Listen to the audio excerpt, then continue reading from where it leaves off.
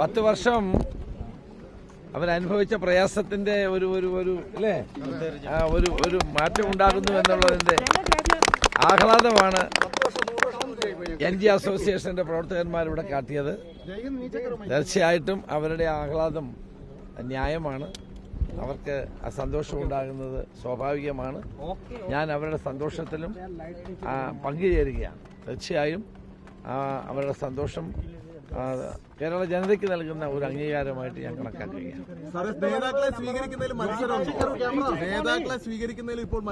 ഒരു മത്സരമില്ല. എന്ത് മത്സരം? ഞാൻ മഹാരാഷ്ട്രയിൽ ഇന്ന് DCC പ്രസിഡന്റുമാരുടെ ഫൈനലൈസ് ചെയ്യുന്ന ദിവസമാണ്. രാഹുൽജിയോട് ഇന്ന് 11:30 മണിക്ക് ഒരു മീറ്റിംഗ് ഉണ്ട്. ആ മീറ്റിംഗിൽ വെച്ച് ഫൈനലൈസ് ചെയ്യും.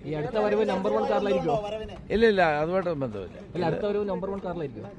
അത്തരം കാര്യങ്ങളൊക്കെ തീരുമാനിക്കേണ്ട ഹൈക്കമാൻഡാണ്. നിങ്ങൾക്കറിയാമല്ലോ. ഇന്നിപ്പോൾ നിരീക്ഷകരായിട്ടുള്ള ശ്രീ മുകുൾ വാസ്നിക്കും അജയ് മാക്കനും ഇന്ന് അവർ കേരളത്തിലേക്ക് വരുന്നുണ്ട്. 3:30 മണിയുടെ ഫ്ലൈറ്റിൽ അവർ കേരളത്തിലേക്ക് വരുന്നുണ്ട്. സ്വാഭാവികമായിട്ടും എല്ലാവരുമായി സംസാരിക്കും. അത് കഴിഞ്ഞിട്ട് ഹൈക്കമാൻഡ് ഒരു തീരുമാനമെടുക്കും. ഈ സംസ്ഥാനത്തെ ചർച്ചയുമായി ബന്ധപ്പെട്ട് മല്ലികാർജ്ജുൻ ഖർഗെ കാണുന്നുണ്ടോ? അല്ല, ഞാൻ ഈ മഹാരാഷ്ട്രയുമായി ബന്ധപ്പെട്ട കാര്യത്തിൽ ഈ മുഖ്യമന്ത്രി സ്ഥാനത്തെ ചൊല്ലി വലിയ തർക്കമുണ്ടോ സാർ? എന്താണ് ഇപ്പോൾ ഈ വോട്ട് ചെയ്ത ആളുകളിൽ അതൊരു അമർഷം ഉണ്ടാക്കുന്നത്? ഒരമർഷത്തിനും കാര്യമില്ല. ഇതൊരു പ്രോസസ്സാണ്. സാധാരണഗതിയിൽ ഹൈക്കമാൻഡിന്റെ പ്രതിനിധികൾ വരുന്നു, അവരെല്ലാവരുമായിട്ട് സംസാരിക്കുന്നു. അത് കഴിഞ്ഞിട്ട് അവർ ഹൈക്കമാൻഡ് റിപ്പോർട്ട് കൊടുക്കുന്നു. പാർട്ടി നേതൃത്വം തീരുമാനമെടുക്കുക. അത് എപ്പോഴും ഉള്ള കാര്യമല്ലേ. പുതിയതായിട്ടൊന്നും ഉണ്ടായിട്ടില്ലല്ലോ ഇവിടെ. ഒരു മത്സരത്തിന്റെ ആവശ്യമില്ല. എല്ലാവരും MLA-മാർക്ക് എല്ലാം കാര്യങ്ങൾ അറിയാവുന്നവരാണ്. അത് എല്ലാവരും ഒരുമിച്ച് നിന്നുകൊണ്ട് തീരുമാനമെടുക്കും. 2021 രമേശ് ചെന്നിത്തലയ്ക്ക് MLA-മാരുടെ പിന്തുണ ഉണ്ടായിട്ടും പ്രതിപക്ഷ നേതൃസ്ഥാനത്തേക്ക് രമേശ് ചെന്നിത്തലയെ പരിഗണിച്ചിട്ടില്ല. അപ്പോൾ ഈ MLA-മാരുടെ നമ്പർ എന്ന് പറയുന്നത് ആപേക്ഷികമാണോ? നമ്മളൊരു കാര്യം മനസ്സിലാക്കണം. ഇതെല്ലാം ഹൈക്കമാൻഡിന്റെ പരിധിയിൽപ്പെട്ട കാര്യങ്ങളാണ്. അവരാണ് എന്ത് നടപടി വേണമെന്ന് തീരുമാനിക്കുന്നത്. അപ്പം അവരേത് മോഡ് ഓഫ് ഓപ്പറേഷൻ വേണമെന്ന് അവരാണ് തീരുമാനിക്കുന്നത്. അപ്പം അതുകൊണ്ട് അത്തരം കാര്യങ്ങളൊക്കെ അവർ തീരുമാനിക്കും. പ്രതിനിധികൾ വന്ന് എല്ലാവരോടും സംസാരിച്ച ശേഷം അവർ റിപ്പോർട്ട് കൊടുക്കും.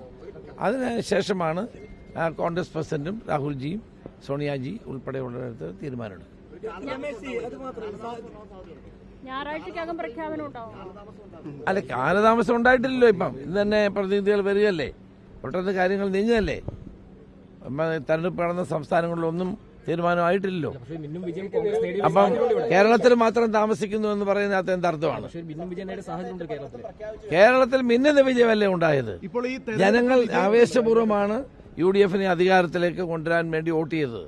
അതിൽ ഞങ്ങൾക്ക് അവരോടെല്ലാം നന്ദിയുണ്ട്. ഒരിക്കലും നിങ്ങൾ എന്ത് വർത്താനം ഈ പറയുന്നത്? തെരഞ്ഞെടുപ്പ് വിജയിപ്പിച്ചത് VD സതീശനാണെന്നും അതുകൊണ്ട് സ്വാഭാവികമായി ആ പദവിക്ക് ഒരു സ്വാഭാവിക നീതി എന്നുള്ള രീതിയിൽ സതീശനാണെന്ന് അർഹൻ എന്നുള്ള രീതിയിലൊക്കെയുള്ള ചർച്ചകൾ ഒരു ഭാഗത്ത് സജീവമാകുന്നുണ്ട്. സമൂഹ മാധ്യമങ്ങളിൽ VD സതീശന് വേണ്ടി വലിയ മുറവിളിയുണ്ട്. സാമൂഹ്യ മാധ്യമങ്ങളിലല്ലല്ലോ മുഖ്യമന്ത്രിയെ തീരുമാനിക്കുന്നത്, ആണോ? അല്ലല്ലോ. ഫ്ലക്സ് വെക്കുന്നതുകൊണ്ടാണോ തീരുമാനം ഉണ്ടാകുന്നത്? അതൊക്കെ ആദ്യം അനുയായികൾ ചെയ്യുന്ന കാര്യങ്ങളായിരിക്കും. അതൊന്നും കൊണ്ട് വലിയ കാര്യമില്ല. ഫ്ലക്സ് വെക്കാനും അതോടൊപ്പം തന്നെ സോഷ്യൽ മീഡിയയിൽ എഴുതാനുള്ള സ്വാതന്ത്ര്യം എല്ലാവർക്കും ഉണ്ട്. അപ്പൊ അതുകൊണ്ട് അതൊന്നും അല്ലല്ലോ വിഷയം. പക്ഷെ കോൺഗ്രസ് ഹൈക്കമാൻഡ് ഉചിതമായ തീരുമാനം ഉചിതമായ സമയത്ത് അവരെടുക്കും. അതാ പറഞ്ഞ എല്ലാ കാര്യങ്ങളും ഹൈക്കമാൻഡിന്റെ മുമ്പിലാണ് അവർ ഉചിതമായ തീരുമാനം. ഉമ്മൻചാണ്ടിയുടെ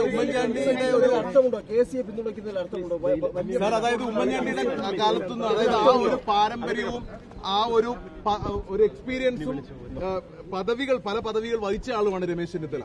സ്വാഭാവികമായും താങ്കളും ഈ റേസിൽ പരിഗണിക്കപ്പെടേണ്ട, അല്ലെങ്കിൽ താങ്കൾ ഈ റേസിൽ പരിഗണിക്കപ്പെടേണ്ട ആൾ തന്നെയല്ലേ? ബിൻരാജ്, ഇത്തരം കാര്യങ്ങളെല്ലാം തീരുമാനിക്കേണ്ടത് ആരാണ്? നിങ്ങൾക്കറിയാവുന്ന കാര്യമല്ലേ. കോൺഗ്രസ് ഹൈക്കമാൻഡാണ്. അത് യാതൊരു അഭിപ്രായം പറയുന്നത് ശരിയാണോ?